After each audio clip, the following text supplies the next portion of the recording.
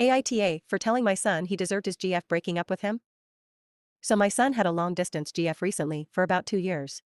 She was great, a really nice girl, and we all loved her, welcomed her with open arms. She was flying here constantly to visit him, like a weekend a month, and he didn't lift a finger to go visit her.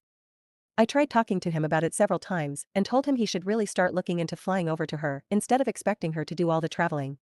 He said no. And my wife probably had something to do with it, as she constantly told him she was afraid of him flying.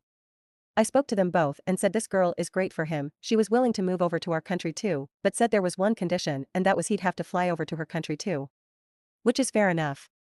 He said no, he didn't want to fly or travel anywhere.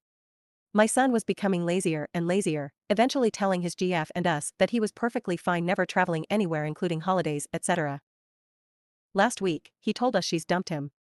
I went on her FB page as we're all still friends. She wrote us an apology letter about how she's upset it didn't work out, but these things happen, so we're on good terms, and looks like she's with a new guy already. Me and my wife have no doubt she was seeing him whilst still in a relationship with my son. I confessed to them both that I actually agree with her decision and he should have expected it. He did not treat her properly, and I hope he learns lessons for the next one because he needs to make more of an effort. I said he deserves it for his lack of effort in the relationship and for essentially just allowing this girl to spend all her money and time coming here all the time. Wife and son are very upset that I said this. Very, very upset, and my wife says I am being horrible. AITA?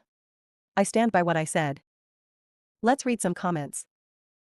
Selfanu NTA. That's the truth. What age is he? Edit, you say he's 24 in another comment. Definitely not the asshole. If he is this lazy and has no plans to travel, what's his plan for leaving the house?